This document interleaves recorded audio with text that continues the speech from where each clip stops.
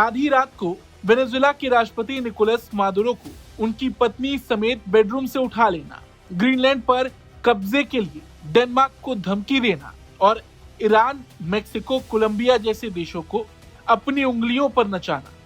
Trump का दूसरा कार्यकाल कुछ इसी तरह का रहा है। ट्रंप ने अपने दूसरे कार्यकाल में पूरी दुनिया को हिलाकर रख दिया और अब तो ट्रंप ने वो बात कर दी जिसे सुनकर दुनिया भर के पसीने छूट गए।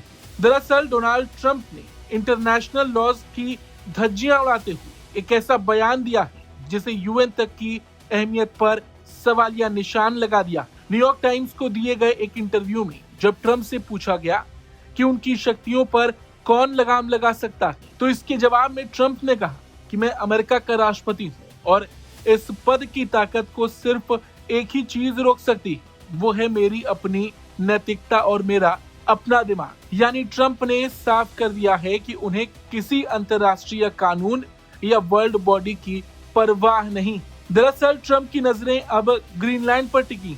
उन्होंने डेनमार्क के इस स्वायत्त क्षेत्र को लेकर जो तर्क दिया वो किसी बिजनेस डील जैसी लगती। ट्रंप ने कहा कि ओनरशिप सबसे जरूरी है। उनके हिसाब से किसी देश के साथ संधि करना, ये जमीन लीज पर लेना काफी नहीं है जब तक आप उसके मालिक ना बन जाएं। ट्रंप का ये ओनरशिप वाला बयान दुनिया के नक्शे को बदलने की ओर अब इशारा कर रहा है। दुनिया हैरान है कि अगर ट्रंप वेनेजुएला में घुसकर राष्ट्रपति को हटा सकते तो क्या ट्रंप ग्रीनलैंड पर कब्जा नहीं कर सकते? क्या चीन ताइवान पर कब्जा नहीं कर सकता? लेकिन ट्रंप इस बात को नहीं मानते। उनका तर्क बड़ा अजीब है। वो कहते हैं कि वेनेजुएला ने अमेरिका में ड्रग्स और अपराधी भेजे, इसलिए उन्होंने मादुरो को हटाया।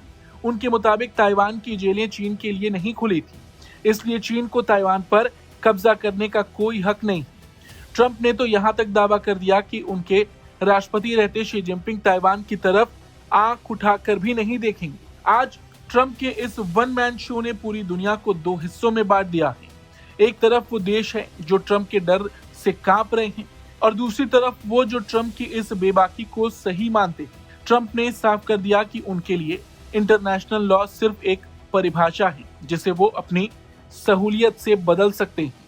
अब सवाल यह है कि क्या ट्रंप की ये अनलिमिटेड पावर दुनिया में शांति लाएगी या फिर एक ऐसे विनाश की शुरुआत करेगी जहां सिर्फ ताकतवर का कानून चलेगा। Bureau report, Bharat.